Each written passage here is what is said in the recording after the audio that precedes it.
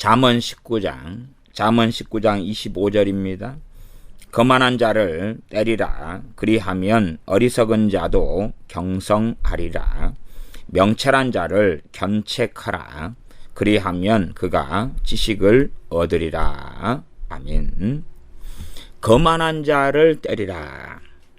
그리하면 어리석은 자도 경성하리라. 경성은 깨닫게 될 것이다, 아니면 깨어날 것이다, 이렇게 우리가 해석할 수 있습니다.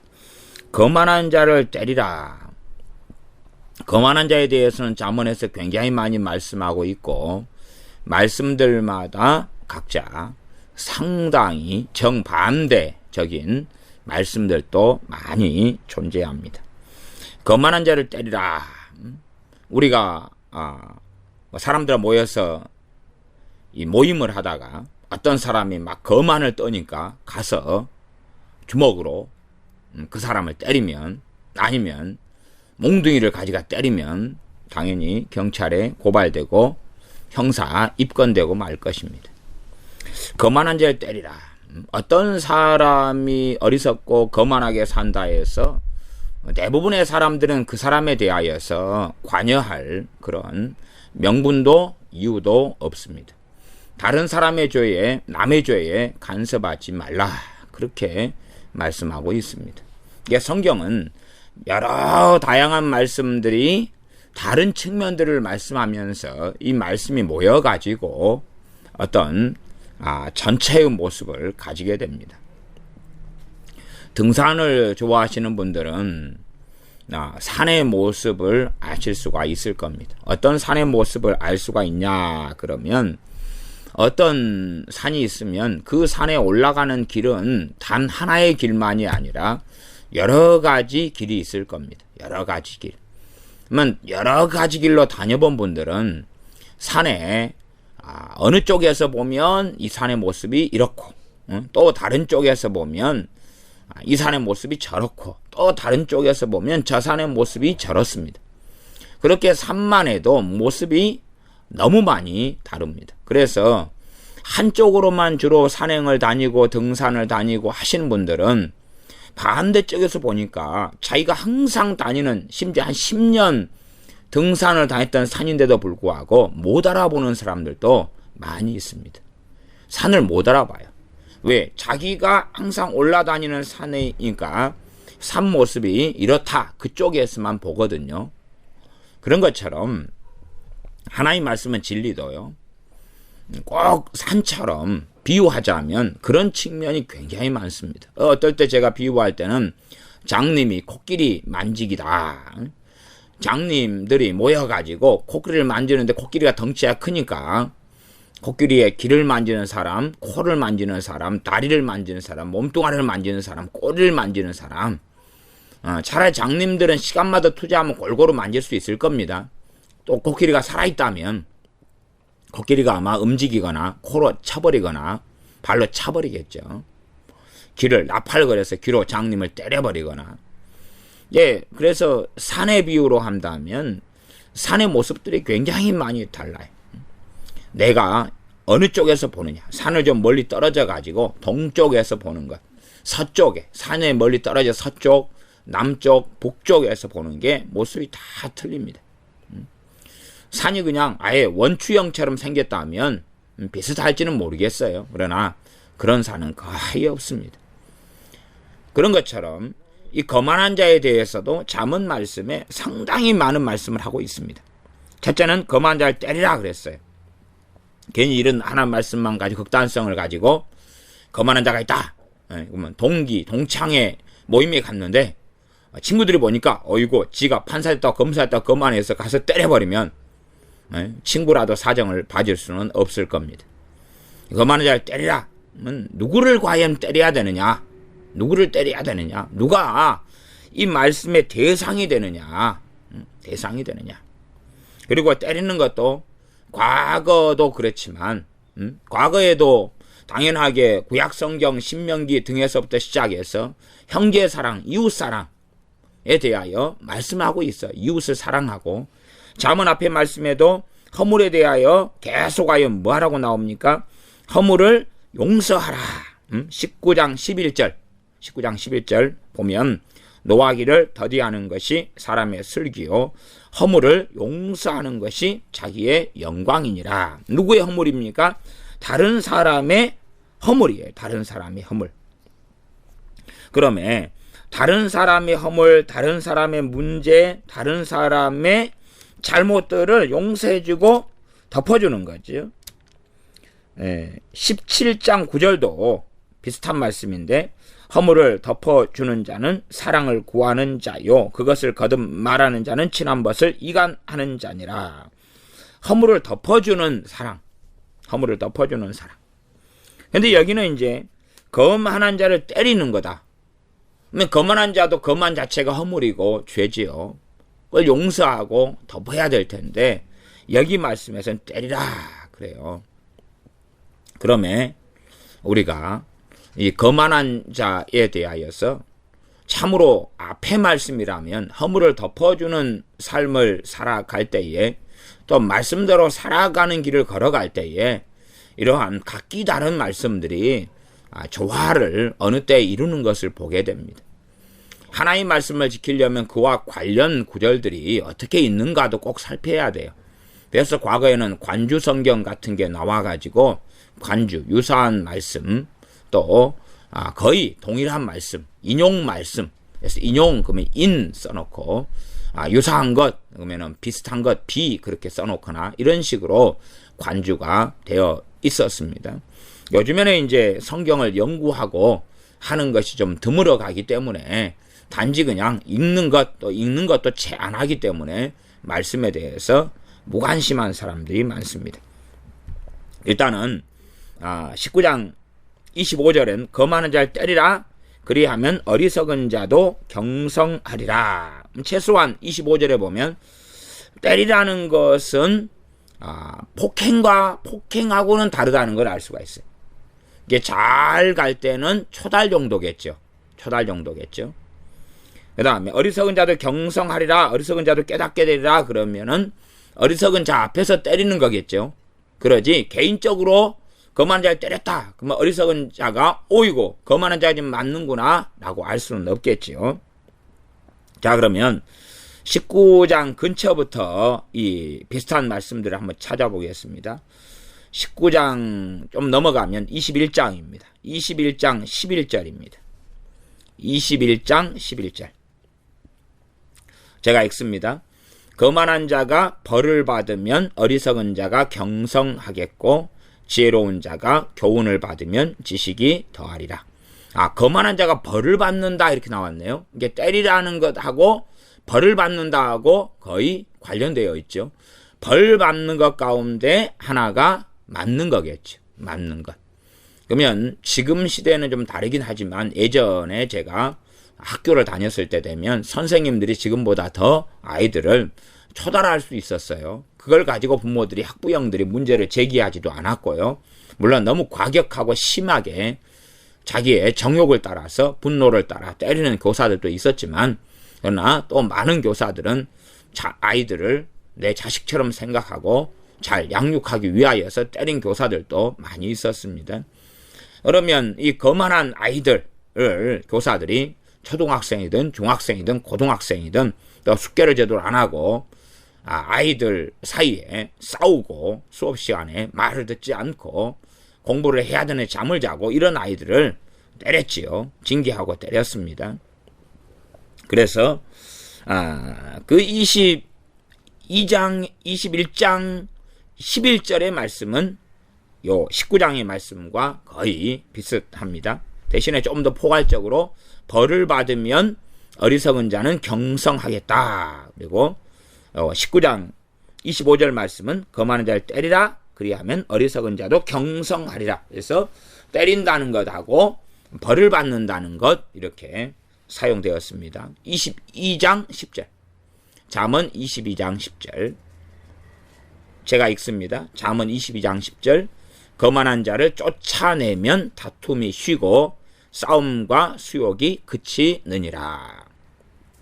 그러면 이제 그 단계로 제가 말씀드린다면 우리가 과거에는 학교에서 학생이 말을 듣지 않고 잘못된 행동을 하면 첫째는 이제 좀 벌을 줬어요.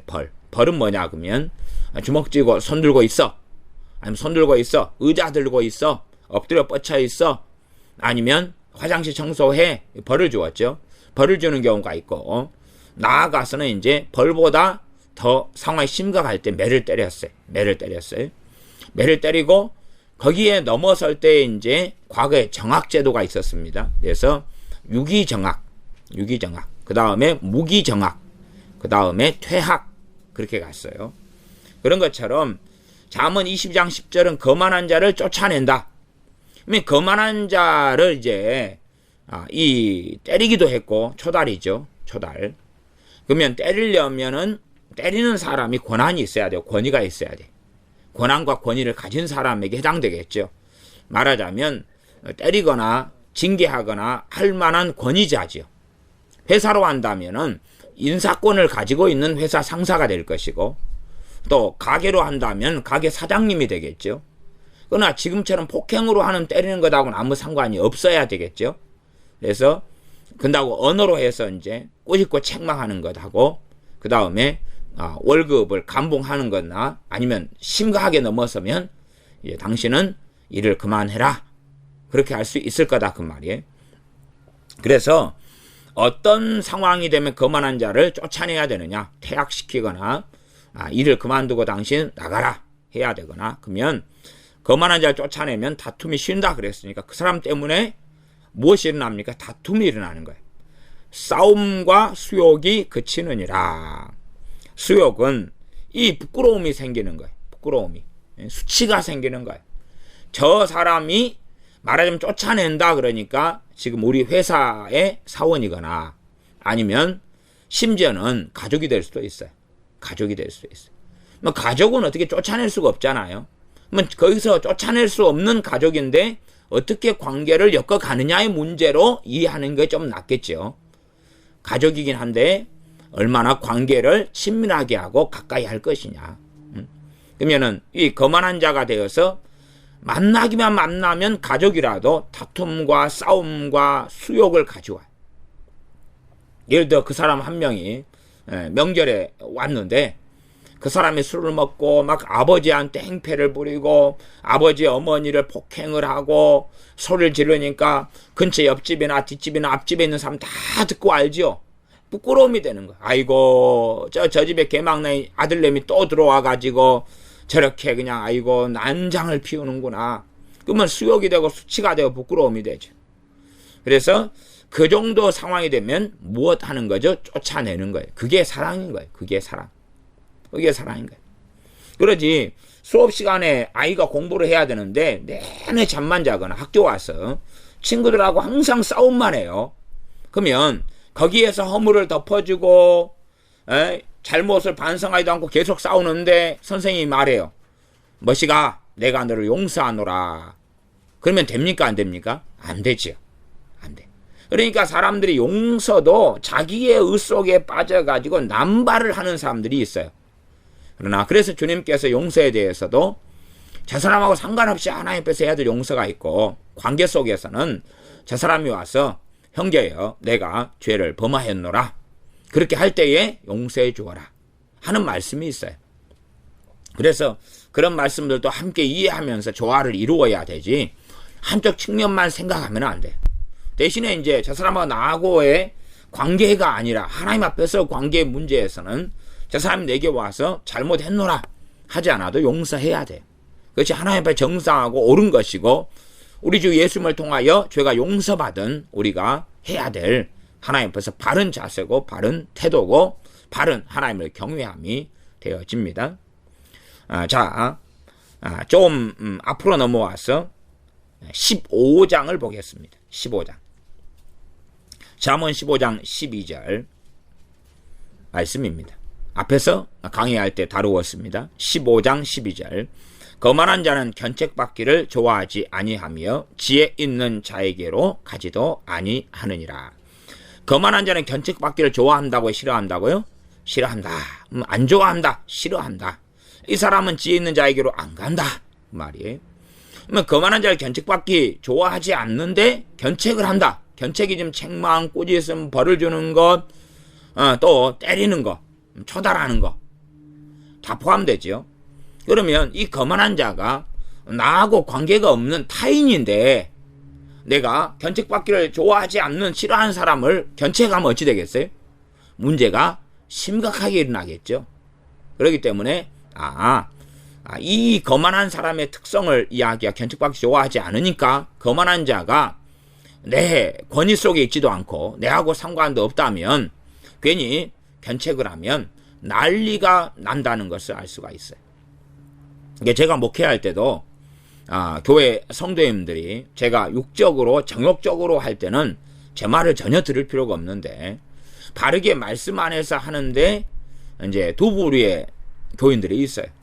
한 부류는 제 영적 권위 속에 있는 분이 있고 제 영적 권위 밖에 있는 분이 있어요. 이게 밖에 있는 분이 심각한 미혹이나 상황이 심각한데 견책을 하면 결국은 제 권위에 따르거나 순종하거나 하려는 마음 자체가 없기 때문에 말하자면 저하고 동등한 상태에 있다가 제 말이 마음에 안 들면 저보다 높은 자리에 서가지고 저를 공격할 수도 있다. 비난하고 판단하고 정죄할 수도 있다. 그런 말이에요. 자기 잘날 맛이 있으니까. 동등한 자리에 있는 분들이 있고 그러다가 자기 의견하고 틀리면 기분 나빠하고 성질 내고 자기 견해하고 같으면 저 사람 잘하는구만 그런다 그 말이에요. 그러나 이제 바른 권위 속에 있는 분들은 잘못 가고 거만한 상태에 있을 때 견책을 받으면 그 미혹이 벗겨지고 또한 하나님의 은혜가 임하고 그리고 영적인 자유가 오고 마귀역사 떠나가고 하나님 말씀을 더 깊이 있게 알게 되며 지혜를 얻게 되어집니다. 그래서 똑같이 제와 함께 신앙생활하는 저희 교우들이라 할지라도 제 영적 권위 속에 있는 사람들 똑같이 거만한 상태에 들어갔는데 밖에 있는 사람들하고는 다루는 방식이 다릅니다. 제 권위에 속하지 않은 교인들도 종종 있어요.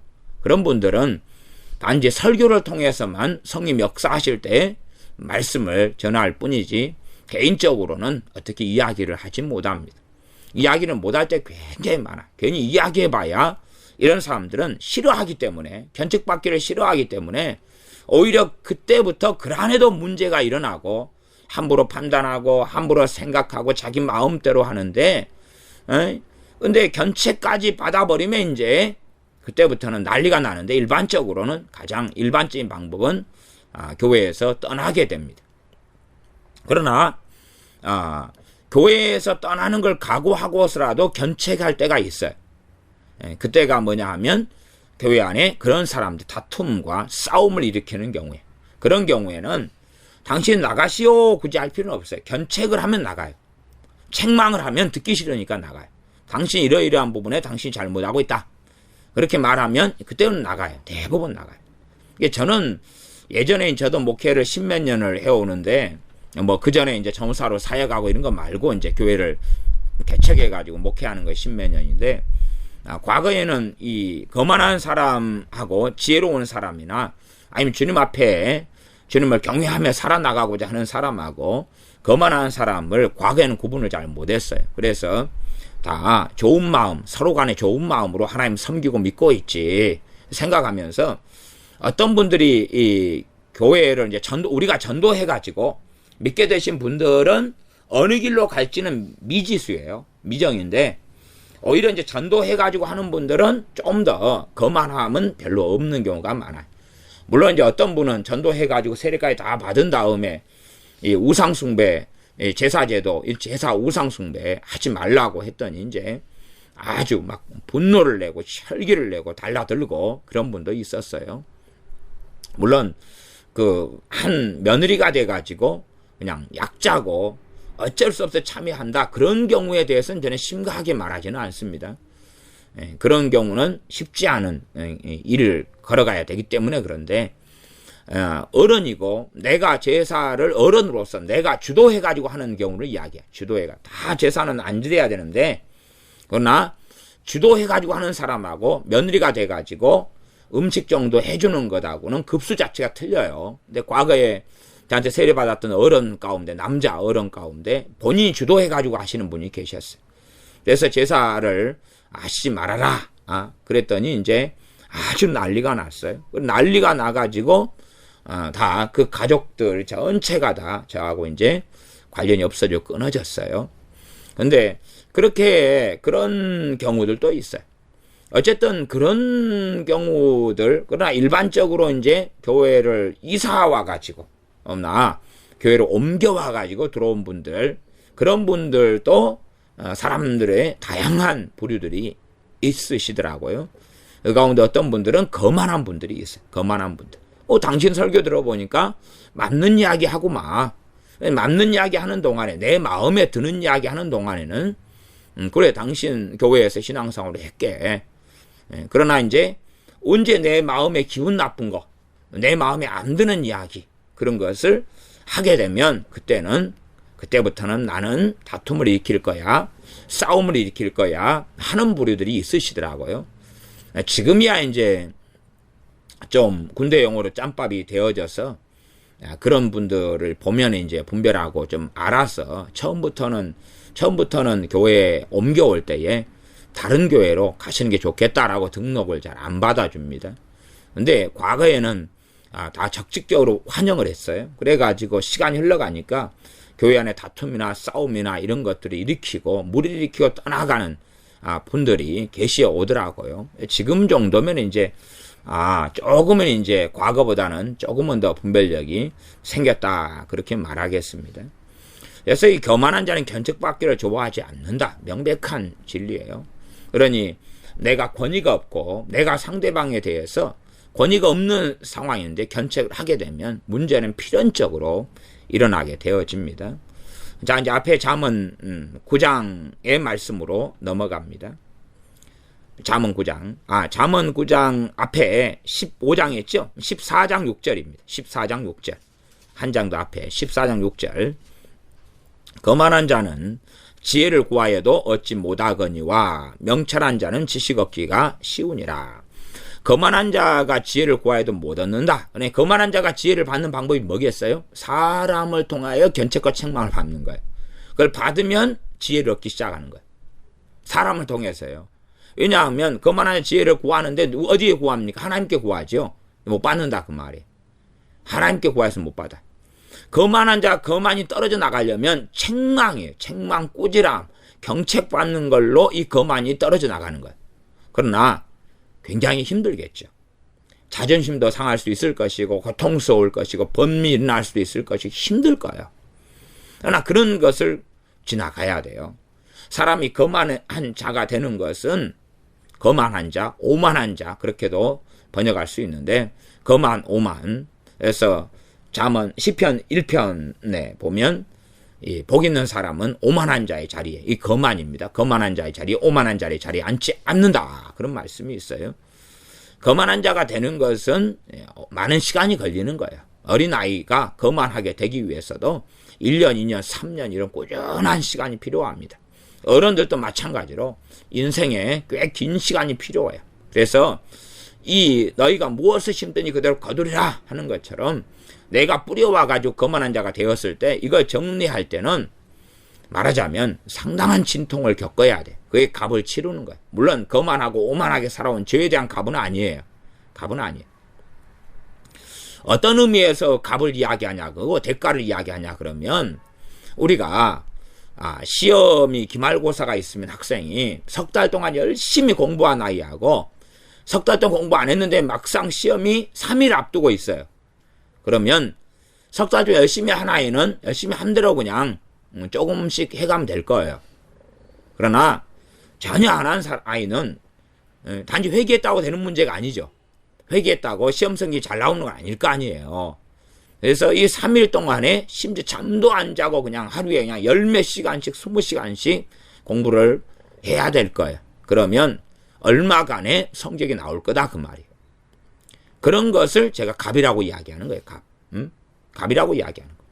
아니 어떤 사람이 부지런해가지고 살아가지고 돈을 잘 모은 사람하고 조금 모아서 허펑더펑 쓰고 모으지도 않고 이런 사람하고 막상 이제 큰 돈이 필요할 때 되면 어떻게 했느냐 그 말이에요.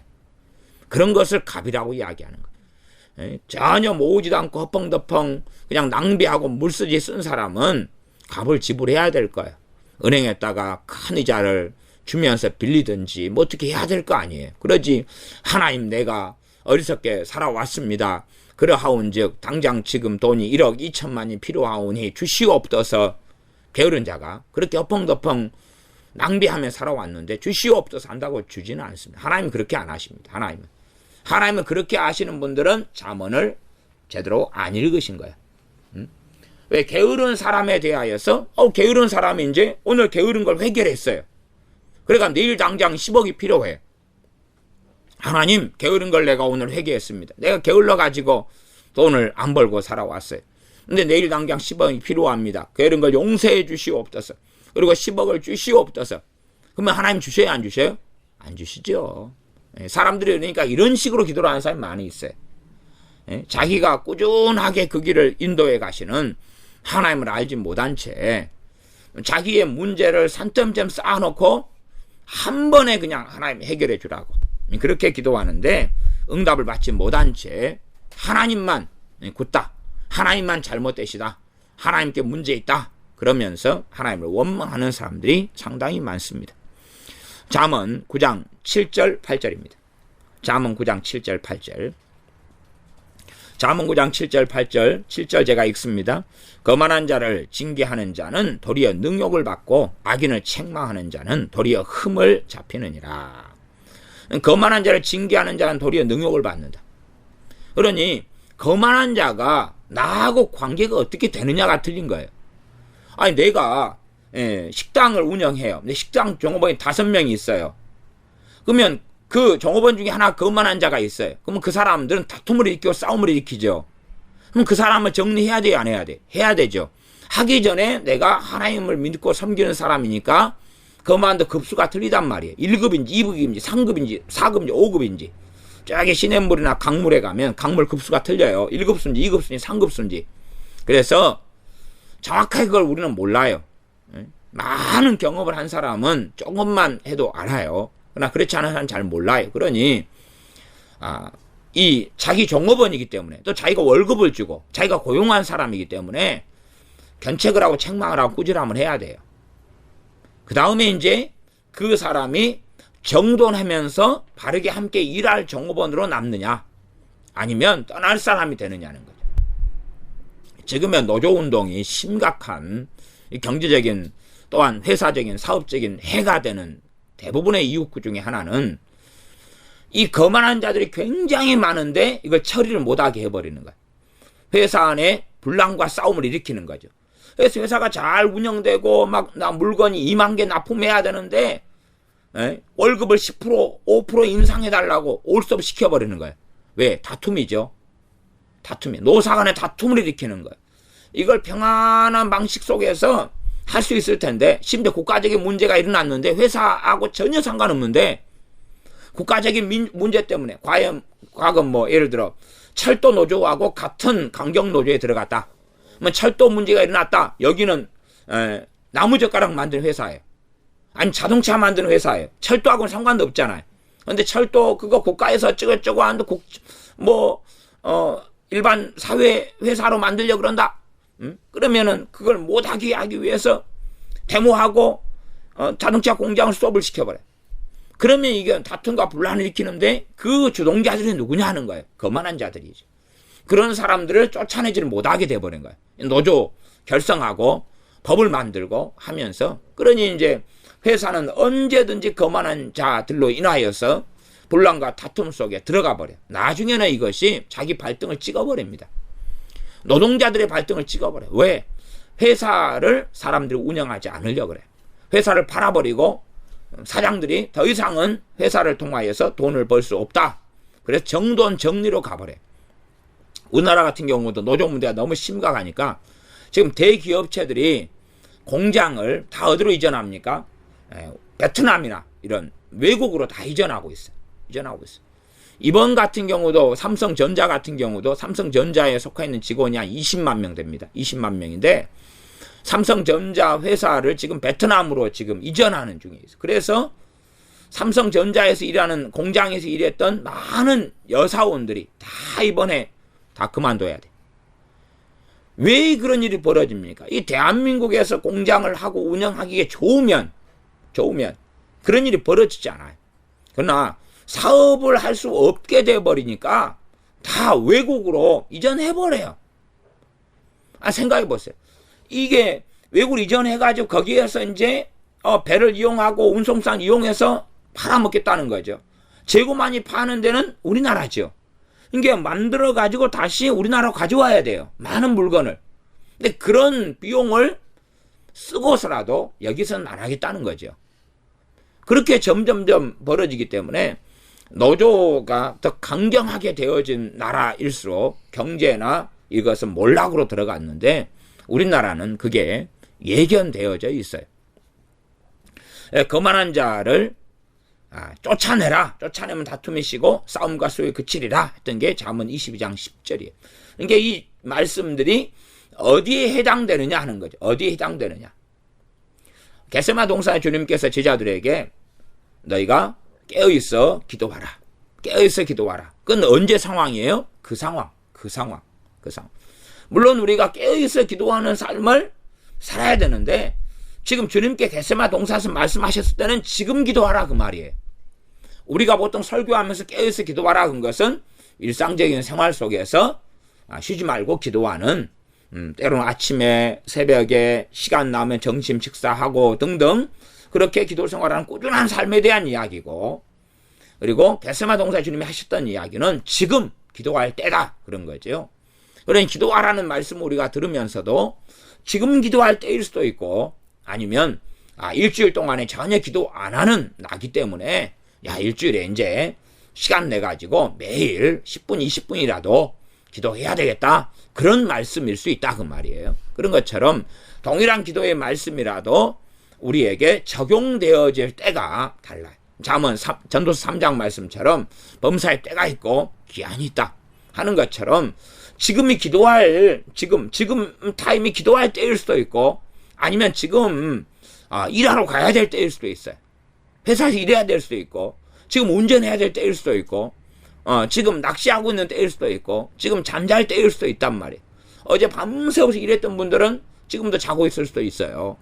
그런 것처럼 때가 있고 기한이 있는 거지 말씀을 듣자마자 66권에서 읽자마자 그걸 바로 다 실행을 한다면 아마 성경은 한 장도 못 읽을 거예요. 왜냐하면 한 장 읽다 보면 한 장 안에 해야 될 우리가 순종해야 되고 복종해야 될 말씀이 몇 가지가 나오는데 동시에 어떻게 하겠냐 그 말이. 그러면 하나님 말씀을 잘 이해해야 돼.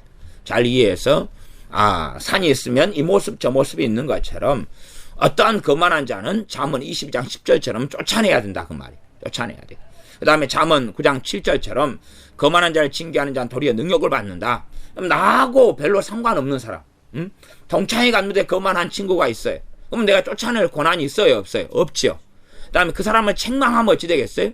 바로 도리어 내가 능욕을 받는 거야. 수치를 받고 비참한 일을 당할 수가 있다는 거예요. 내가 거기에 동창회 회장도 징계 권한이 있어요 없어요? 거의 없죠.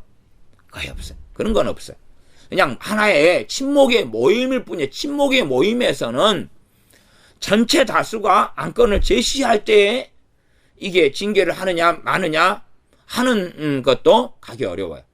그런 판국인데 한 개인이 무슨 권한과 권위가 있길래 이 함부로 징계하겠느냐 그 말이에요. 그러면 안 되어지죠. 거만한 자를 징계하는 자도 도리어 능욕을 받는다. 악인을 책망하는 자는 도리어 흠을 잡히느니라. 악인이 책망을 받지 않으면 악인은 돌이킬 수가 없어요. 돌이킬 수가 없어요. 악인은 책망을 받지 않으면 돌이킬 수가 없어요. 근데 책망하는 자는 흠을 잡힌다고 말씀하는 거예요. 그러니 악인의 그래서 실상은 악인을 책망하더라도 그 악인에게 책임 있는 관계자인 경우가 책망을 그것도 항상이 아니라 100번에 한두 번, 서너 번 정도 책망할 이런 게 되겠죠. 물론 이제 부모고 자녀가 악인이고 자녀가 거만한 자고 그렇게 해서 내 품 안에 있다면 제대로 책망을 하고 때마다 이 거만을 무너뜨려 왔었어야 되었을 거예요. 9장 8절입니다. 거만한 자를 책망하지 말라. 9장 7절은 거만한 자를 징계하는 자는 그랬고 8절은 책망하지 말라. 그가 너를 미워할까 두려우니라. 미워하면 어찌 됩니까? 이 거만한 자가 내 근처에 있는 사람인데 나를 미워하면 계속 하여서 나에 대해서 이간질을 하고 안 좋은 말을 만들어낼 것 아닙니까? 그러니 얼마나 내 삶에 이 가시가 되고 엉겅퀴가 되고 어려움을 가져오겠어요. 없는 말도 지어낼 거란 말이에요. 자기의 유익을 위해서. 그러니 그 말씀을 전제로 말하자면 9장 7절, 8절, 14장 6절, 15장 12절 그렇게 와가지고 요 19장 25절로 와야 돼. 그렇게 와야 되지. 그걸 다 빼버리고 그냥 이 한 구절만 잡고는 안 되는 거예요. 그래서 이걸로 해가지고 거만한 자를 때리라. 그리고 그 뒤에 21장 11절에 거만한 자가 벌을 받으면 어리석은 자 경상하겠다. 그러니까 거만한 자를 마음대로 자기에게 권한도 없고 권위도 없는데 벌을 주고 그러면 그것은 아주 스스로 어리석고 능욕을 받는 길 속에 들어가고 그런 고난은 스스로 자초한 고난이 되어지죠. 그러면 다시 본문 19장 25절로 돌아와서 거만한 자를 때리라. 그럴 때에 과연 그 때릴 수 있는 범주와 한계가 어디인가를 명확하게 알아야 되죠. 그래서 거만한 자가 기본적으로 가장 해당되는 것은 내 품 안에 있는 자녀인 경우죠. 품 안에 있는 자녀. 두 번째는 때리는 것이 아니라 벌을 주는 걸로 21장으로 간다면 21장 11절로 간다면 벌을 주는 게 내가 회사에 권위 있는 오너, 내가 사장 이러고 내 종업원이고 직원이고 혹은 회사라면 인사권을 가지고 있고 그럴 때가 되면 이제 회사라면 무엇에 의해서요? 사규에 의해서 회사의 규정과 법에 의해서 회사의 규칙에 의해서 다루고 치리하고 처리한다 그 말이.